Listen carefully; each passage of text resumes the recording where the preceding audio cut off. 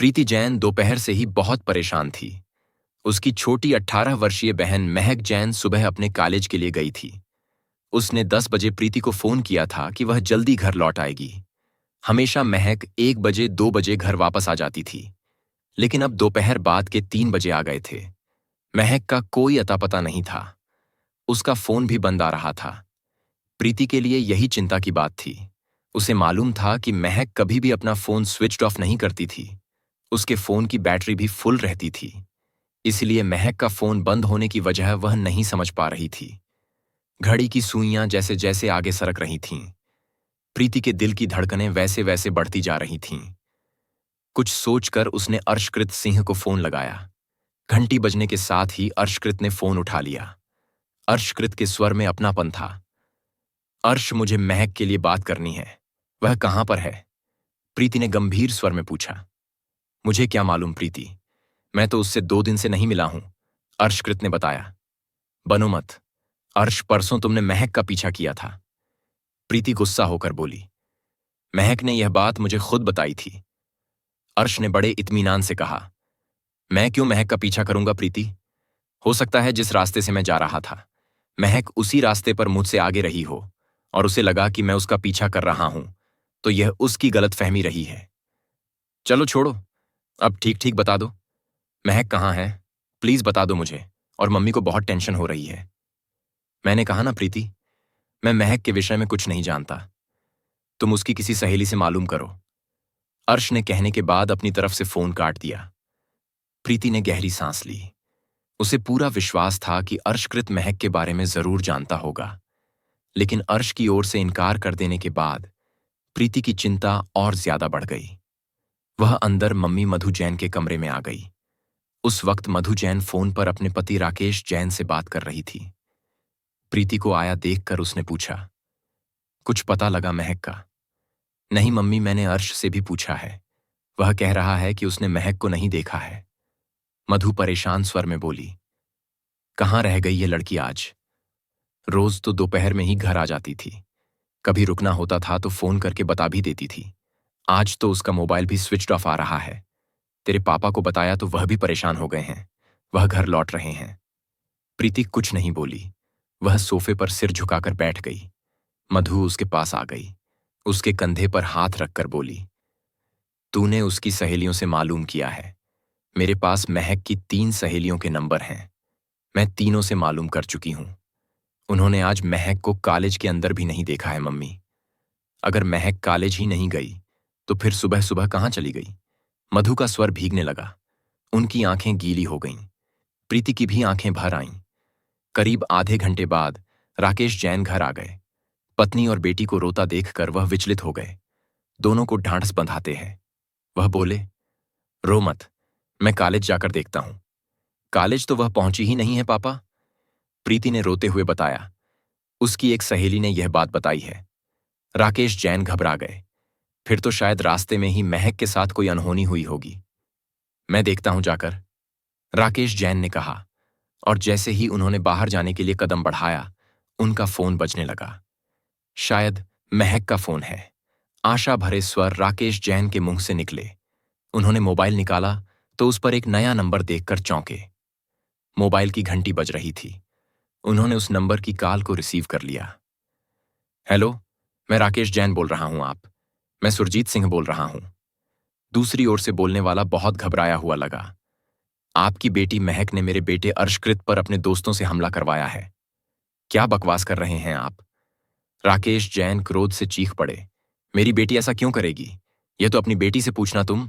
मेरा बेटा अर्शकृत पीतमपुरा के प्राइवेट अस्पताल में घायल पड़ा है। यदि मेरे बेटे को कुछ हुआ तो मैं महक को जेल की चक्की पिसवा दूंगा। राकेश जैन। सुरजीत भी गुस्से में चीख पड़ा और उसने फोन काट दिया। महरौली के संजय वन में अर्श पर हमला हुआ है। सुरजीत का कहना है कि महक ने अपने दोस्तों के साथ वहां अर्श को घेरा था। राकेश जैन ने बताया। फिर प्रीति से बोले, तुम साथ चलो बेटी, हम संजय वन जाकर हकीकत मालूम करते हैं। वहां ऐसा कुछ हुआ होगा तो वहां के आसपास पटरी पर खोमचा लगाने वाले बता ही देंगे। महक का भी पता चल जाएगा। राकेश जैन ने बेटी प्रीति के साथ महरौली पहुंचकर संजय वन के आसपास पटरी लगाने वालों से वहां आज हुई किसी वारदात के विषय में पूछताछ की। किसी ने भी इस बात की पुष्टि नहीं की कि आज वहां किसी प्रकार की मारपीट या चाकूबाजी की घटना घटी है। सुबह से ही वहां का वातावरण और दिनों की तरह ही था। दोनों मेहरौली से पीतमपुरा के लिए निकले। रास्ते में ही राकेश जैन ने सुरजीत को फोन करके मालूम कर लिया कि अर्शकृत किस अस्पताल में एडमिट है। अस्पताल में राकेश जैन अपनी बेटी के साथ पहुंचे तो उन्हें अर्शकृत एक बेड पर पड़ा मिल गया। वह वहां अकेला था। राजेश जैन ने देखा, उसके हाथों पर 1 से 2 जगह पट्टियां बंधी थीं। वह आराम से बेड पर लेटा हुआ था। उसे देखकर नहीं लग रहा था कि उस पर चाकुओं से जानलेवा हमला हुआ है। प्रीति को अपने पापा राकेश जैन के साथ देखकर उसने जख्मी हाथ ऊपर उठाकर कहा, देख लो अपनी बेटी की करतूत। उसने मुझ पर अपने दोस्तों से हमला करवाया है। महक कहां पर है? राकेश जैन ने पूछा। मुझ पर हमला करवाकर भाग गई। कहां गई मैं नहीं जानता, अर्शकृत ने कहने के बाद चेहरा घुमा लिया। कुछ सोचकर राकेश जैन बेटी प्रीति को साथ लेकर घर लौट आए। पत्नी से सलाह करने के बाद वह उसे साथ लेकर जहांगीरपुरी थाने पहुंच गए। वहां उन्होंने एसएचओ सतविंदर सिंह को अपना परिचय दिया और सारी बातें बताईं। वह आज सुबह 8 बजे घर से यह कहकर निकली थी कि वह कॉलेज जा रही है। वह कॉलेज से 1-1:30 बजे तक घर लौट आती थी। आज वह 3 बजे तक नहीं लौटी तो मधु और प्रीति ने उसके विषय में हर संभव जगह पर फोन करके मालूम किया। चूंकि महक का फोन स्विच्ड ऑफ आ रहा था, उसकी सहेलियों से और अर्शकृत से भी मालूम किया। यह अर्शकृत कौन है? एसएचओ ने पूछा। यह महक को एक तरफा प्यार करने वाला सिरफिरा आशिक है। हमने उसे कितनी ही बार महक से न मिलने और महक को तंग न करने की हिदायत दी थी, लेकिन वह बाज नहीं आया। वह महक के पीछे घर तक भी पहुंचने लगा था। आज जब हम महक की खोज खबर में परेशान थे, मुझे अर्श के पिता का फोन आया कि अर्श पर महक ने अपने दोस्तों के साथ जानलेवा हमला करवाया है। जगह के बारे में पूछने पर हमें बताया गया कि मेहरौली के संजय वन के पास यह घटना घटी है। मैं अपनी बेटी के साथ संजय वन गया। वहां पूछताछ की तो मालूम हुआ वहां ऐसी कोई वारदात नहीं हुई। असलियत क्या है वही बताएगा। एसएचओ ने कहने के बाद मधु जैन के द्वारा महक के लापता होने का मामला दर्ज कर लिया और उनका फोन नंबर नोट करके उन्हें थाने से वापस घर भेज दिया। जहांगीरपुरी पुलिस ने उसी शाम अर्शकृत से पीतमपुरा के प्राइवेट अस्पताल में जाकर पूछताछ की। अर्शकृत ने पुलिस को यही बताया कि महक ने अपने 2 दोस्तों द्वारा उस पर चाकुओं से हमला करवाया है। एसएचओ सतविंदर सिंह ने अर्शकृत को जलती आंखों से घूरते हुए कहा, तुम महक के पीछे पड़े हुए थे। वह तुम्हें नहीं चाहती थी, लेकिन तुम उसे हर रोज तंग करते थे। इसी से नाराज होकर उसने तुम पर हमला करवाया है। अर्शकृत का चेहरा सफेद पड़ गया। वह अपने को संभाल कर तुरंत बोला, आप मुझ पर ही संदेह कर रहे हैं सर। मुझ पर जानलेवा हमला हुआ है। मैं जख्मी हूं, आप जाइए और संजय वन में घटनास्थल देखिए। मैं आराम करना चाहता हूं। एसएचओ सतविंदर सिंह उठकर अपनी टीम के साथ अस्पताल से बाहर आ गए। अब भी अंधेरा नहीं हुआ था। उन्होंने संजय वन जाकर देख लेना उचित समझा तो टीम के साथ मेहरौली निकल पड़े। मेहरौली में संजय वन पहुंचकर उन्होंने महक को तलाश किया। उन्हें संदेह था कि यदि अर्शकृत ने महक पर जानलेवा हमला किया होगा तो वह जीवित या मृत अंदर संजय वन में ही पड़ी मिलेगी। 2 घंटे तक अपनी टीम के साथ उन्होंने संजय वन में तलाशा, लेकिन महक उन्हें नहीं मिली। दूसरी सुबह वह पीतमपुरा के अस्पताल में 22 वर्षीय अर्शकृत से मिलने पहुंचे तो वह वहां से डिस्चार्ज हो चुका था। अस्पताल से उन्हें उसके घर का पता मिल गया। अर्शकृत के पिता सुरजीत सिन्हा WZ 1552 रानी बाग दिल्ली में रहते थे। पुलिस टीम वहां पहुंच गई। अर्शकृत को उम्मीद नहीं थी कि पुलिस घर के दरवाजे तक पहुंच जाएगी। पुलिस का सामना उसके पिता सुरजीत सिंह ने किया। उसके बाद अर्शकृत को बाहर बुला लिया गया। एसआई भाटी ने उसका हाथ पकड़ लिया और पुलिस वैन में ले आए। पुलिस टीम उसे लेकर मेहरौली थाने में आ गई। अर्शकृत, तुमने बहुत नाटक कर लिया। अब यदि तुमने सीधी तरह सच्चाई नहीं उगली तो मुझे सख्ती से पूछताछ करनी पड़ेगी। एसएचओ संजय कुमार सिंह ने रौबदार आवाज में कहा, बताओ महक कहाँ है?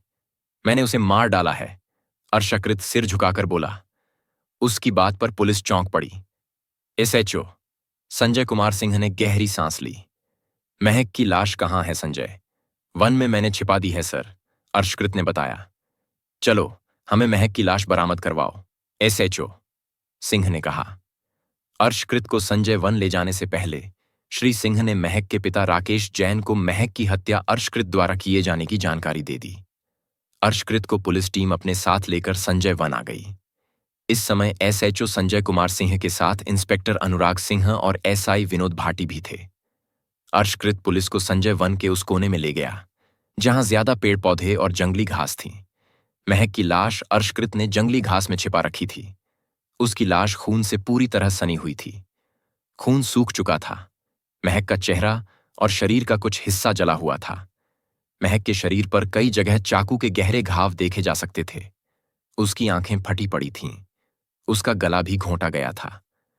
लाश की कार्रवाई पूरी करके इंस्पेक्टर संजय कुमार सिंह निपटे ही थे कि महक के मम्मी पापा और बड़ी बहन प्रीति वहां आ गए। अपनी फूल जैसी बेटी का चाकू से गोदा गया। जिस्म और जला हुआ चेहरा देखकर मधु जैन और प्रीति दहाड़े मारकर रोने लगीं। राकेश जैन भी फफक कर रोने लगे। उन्हें सांत्वना देते हुए एसएचओ संजय कुमार सिंह ने कहा, महक की हत्या हो जाने का मुझे भी दुख है। महक का हत्यारा हमारी पकड़ में है। मैं कोशिश करूंगा इसे फांसी का फंदा मिले। कागजी कार्रवाई करने के बाद महक का शव पोस्टमार्टम के लिए भिजवा दिया गया। उसके परिजन भी मोर्चरी के लिए चले गए। अर्शकृत को लेकर पुलिस टीम थाने लौट आई। पुलिस टीम ने संजय वन और बाहर लगे सभी सीसीटीवी चेक किए तो उन्हें अर्शकृत और महक संजय वन में जाते नजर आ गए। अर्शकृत के हाथ में बोतल भी दिखाई दे रही थी। उससे हत्या में प्रयुक्त चाकू भी बरामद कर लिया गया था। यह अर्शकृत के खिलाफ पुख्ता सबूत थे कि उसने महक का कत्ल किया है।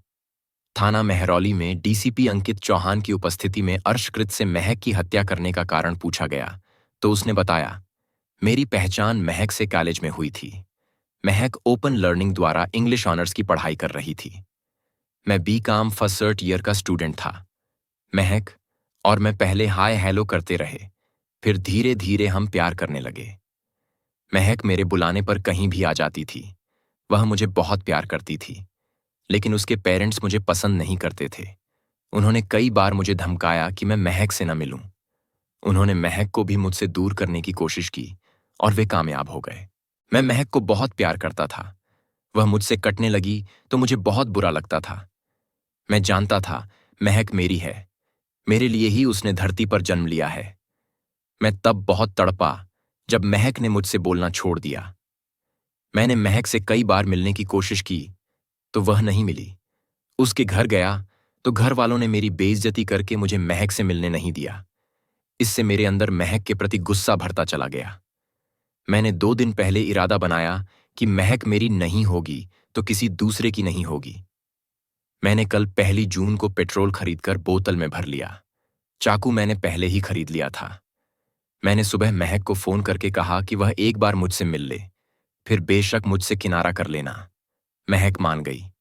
मैंने महक को मेहरौली संजय वन में बुलाया। मैं सुबह 8:15 बजे संजय वन पहुंच गया। महक 10 बजे के बाद आई। मैंने महक को फिर से दोस्ती करने के लिए कहा, लेकिन उसने मना कर दिया। हमारी इसी बात पर लड़ाई हो गई। मैं महक को घसीटकर संजय वन के कोने में ले आया। मैं गुस्से में था। मैंने महक पर चाकू से हमला किया। मैंने कितने चाकू मारे मुझे नहीं मालूम। महक मर गई तो मैंने उसका गला घोंटा, फिर पेट्रोल डालकर उसका चेहरा जला दिया ताकि उसकी पहचान ना हो सके। मैं उसकी लाश छिपाकर घर आ गया और फिर प्लान बनाकर अस्पताल में एडमिट हो गया। मैंने अपने पापा से कहा कि महक ने मुझ पर जानलेवा हमला किया है। मैंने महक का कत्ल किया है। मैं कबूल करता हूं।